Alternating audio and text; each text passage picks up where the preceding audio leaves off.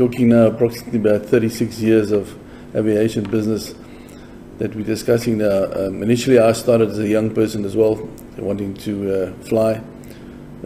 Started working, had to use my own money, get my private pilot's license, go for my commercial pilot's license, eventually go for my ATP license. And then I started with a charter company in Mafeking in those days. It was called Mabato Air Service. And I built my hours and experience there on smaller aircraft. Eventually got onto twin-engine aircraft. Eventually got onto jet aircraft after a number of years and continued there, flying there. Then eventually I got into an airline called Sun Air, and I started flying jets there. Eventually got my command on bigger jets and continued flying with bigger jets until I retired approximately 8 years ago. And having retired there, then obviously I contacted Titan Aviation, and they had the need for somebody to run the fixed wing department, yeah. And with my 30-odd years of experience in aviation departments and flight operations departments, I was offered the job as the manager for the fixed wing division of Titan helicopters.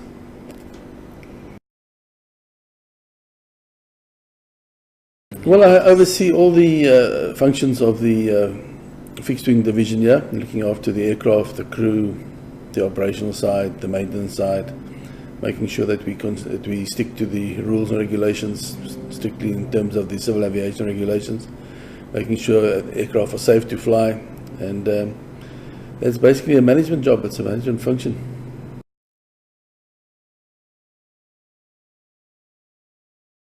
Titan Helicopters is basically a helicopter department.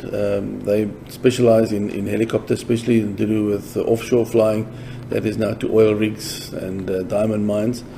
They do that very successfully. They're most probably one of the biggest operators in Southern Africa in terms of helicopters doing offshore work.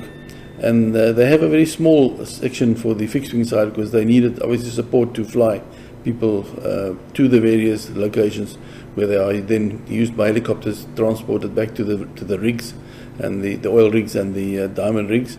And then obviously back, and then the people have to go home again. So the land side was done by the fixed wing side, and then the helicopters did the cross the water side onto the rigs.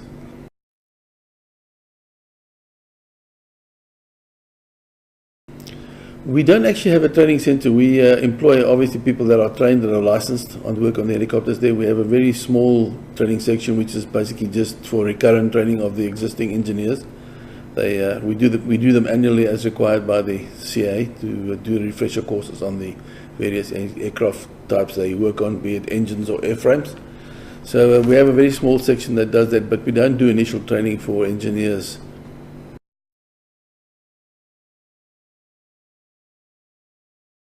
Well, aviation is a very, very wide subject, or I can say it's a wide industry, and there are various different opportunities and careers that one can follow in an aviation business there. Starting with talking about, be it on the airport side, where people work at airports and they get involved in handling companies, right through to the air traffic navigation systems, where people can become air traffic controllers. Then there's obviously on the flying side more, there's the ground engineering side, where people can become technicians and eventually obtain licenses and become qualified engineers on aircraft. And then of course the one that's most probably known best is the flying side, where people get involved in flying. And there again, there's a difference between going helicopters or going fixed wing. Decision one has to take very early in your career, is because the two are very different, and they don't normally complement each other very well, you know. So it's not you cannot come out of an environment on fixed wing side with thousands and thousands of hours and think you're going to be a very successful helicopter pilot if you haven't done helicopters again, because it's a different business and you have to start all over again and build your experience levels on the helicopter side again. The requirements are totally different. So those are basically the big areas. Then of course there's still, on the side of that, there you still got the side where the people go into development and engineering side of aircraft, where people start developing aircraft and building them. They go in the factories and start aircraft engineering, aerodynamic engineering, which is always a very important part, because that's development of new aircraft and new discoveries as to how to make them better and more fuel efficient. So it's a very wide range that one can cover there. There are on the side of the aviation business itself, there's a lot of support services in terms of people that do all the legislative stuff in terms of CAA, Department of Civil Aviation. There's ICAO, the International Civil Aviation Organization, IATA, which supports the airlines as well there.